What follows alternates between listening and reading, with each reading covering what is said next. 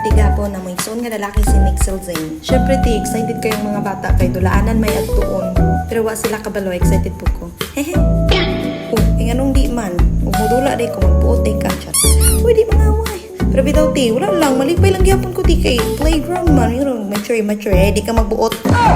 Pero bitaw ti, wala ko labot po sa unsay ingon sa banay mga ginikanan nito. So manay dako na ni siya magdula-dula. Ay dili ka magbuot ti. Padayon dira sa imong gibati sa daplin.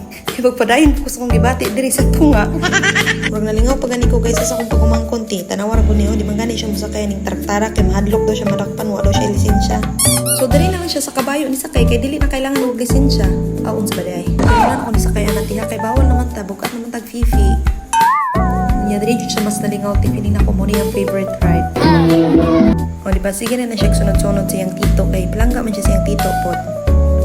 Palangga gud pod sa tita pero pugson lang pa sakay ning tarak-tarak. O di ba? Nya tanawa ti musundog po ni sa iyang tito ug tita.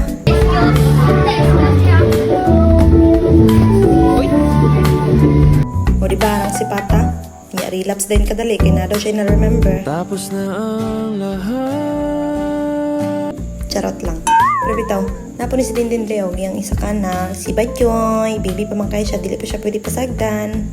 Kanya na ikidula-dulaan si Nixel Dere, anak ko gwapo lagi niyang dula. So mauto, ni apil na lang po kong dula, kay marag lingaw man. Unya sa katong sig pangutana no, kanu sa akong mga anak ko, dili lang sa siguro no. Kay dagkag bata dere, pwede rin ako ni sila panghiraman. Unya, pwede pa iuli. Nya nalingaw ra po taon ng mga bata ti, nya pagkauman, ang uli ra po dayon mi. Thank you for watching day mga aunties. See you on the next vlog. Bye!